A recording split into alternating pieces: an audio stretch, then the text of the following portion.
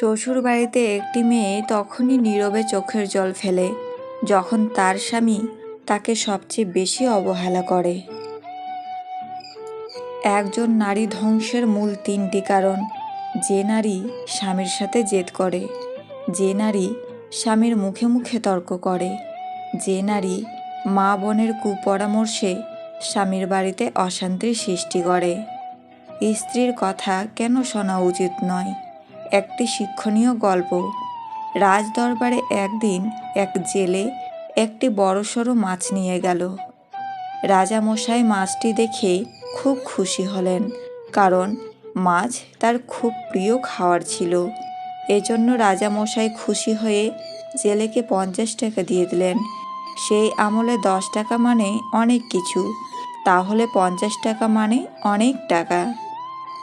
এদিকে পাশেই বসে থাকা রানী ফিসফিস করে রাজাকে বললেন, এই মাছটার দাম তুমি 50 টাকা দিয়ে দিলে? বড় জোর খুশি হয়ে তাকে 15 থেকে 20 টাকা দিতে পারতে। মাছ ফেরত নিয়ে টাকা ফেরত দিতে বলো। রাজামশাই বললেন, এ কি বলো রানী? রাজারা যা বলে তা নড়চড় করা অসম্ভব। তাছাড়া এটা তো রাজাদের ইজ্জতের ব্যাপার।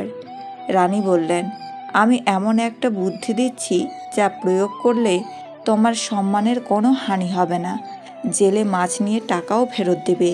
রাজামশাই বললেন, কি বুদ্ধি? রানী বললেন, জেলেকে ডেকে বলবে যে মাছটা কি পুরুষ না স্ত্রী। যদি জেলে বলে মাছ পুরুষ, তাহলে তুমি বলবে আমার স্ত্রী মাছ লাগবে। আর যদি জেলে বলে মাছটি স্ত্রী, তাহলে তুমি বলবে আমার পুরুষ মাছ লাগবে। অতএব জেলে তখন মাছ ফেরত নিতে বাধ্য হবে। রাজা রানীর বুদ্ধিতে খুশি হয়ে জেলেকে ডেকে জিজ্ঞাসা করলেন, তোমার মাছটা কোন জাতের, পুরুষ না স্ত্রী? জেলে থতমত হয়ে একটু ভেবেচিন্তে বলল, জাহাপনা, আমার মাছটা পুরুষও না স্ত্রীও না, আমার মাছটা হলো হিজড়া। এবার রাজদরবারে হাসির রোল পড়ে গেল। রানীও শাড়ির আঁচল দিয়ে মুখ ঢেকে হাসলেন। রাজা জেলের বিচক্ষণতা দেখে খুশি হয়ে আরও 50 টাকা দিয়ে দিলেন। জেলে খুশি হয়ে মোট 100 টাকা পোটলায় নিয়ে বের হয়ে যাচ্ছে। রাজমহলের মেন গেটের সামনে যেতেই পোটলা থেকে 5 টাকা মাটিতে পড়ে গেল। জেলে তা তুলে চুমু খাচ্ছে, কপালে লাগাচ্ছে। এদিকে রানী তা দেখে রাগে ফসফস করছে। রানী বললেন, জাহাপনা, এই জেলে এত লোভী কেন? 100 টাকা থেকে মাত্র 5 টাকা পড়ে গেছে, জেলের তা সহ্য হচ্ছে না। জাহাপনা, আপনি তাকে শাস্তি দিন। রাজাও ভাবলেন, ঠিকই তো, মাত্র 5 টাকা পড়ে গেছে, গেট দিয়ে কত গরিব মানুষ আসা যাওয়া করে, তারা না হয় কুড়িয়ে নিত। রাজামশাই জেলেকে ডেকে বললেন, এই লোভী জেলে, তোমার এত লোভ কেন? এত টাকা দিয়েছি তোমায়, মাত্র 5 টাকা লোভ সামলাতে পারলে না? তা তুলে চুমু খাচ্ছ? তোমাকে কঠিন শাস্তি দেওয়া হবে।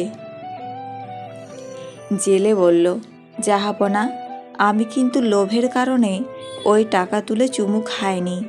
টাকার গায়ে আমার রাজামশাই ও রানীমার নাম লেখা আছে, তাই ভাবলাম টাকাটা মাটিতে পড়ে থাকলে হয়তো অন্য কোনো মানুষ পা দিয়ে পিষবে, আর আমার রাজা ও রানীমার ইজ্জতের হানি হবে।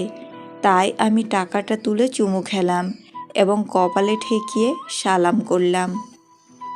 এবার রাজামশাই আরও খুশি হয়ে জেলেকে আরও 100 টাকা দিলেন। সর্বমোট 200 টাকা দিয়ে জেলেকে বিদায় করলেন। তারপর রাজা ঘোষককে বললেন, তুমি সমগ্র রাজ্যে ঘোষণা করে দাও, কেউ যেন বউয়ের বুদ্ধিতে না চলে। আর এটাও বলে দাও, বউয়ের বুদ্ধিতে চললে 50 টাকার জায়গায় 200 টাকা লোকসান হবে।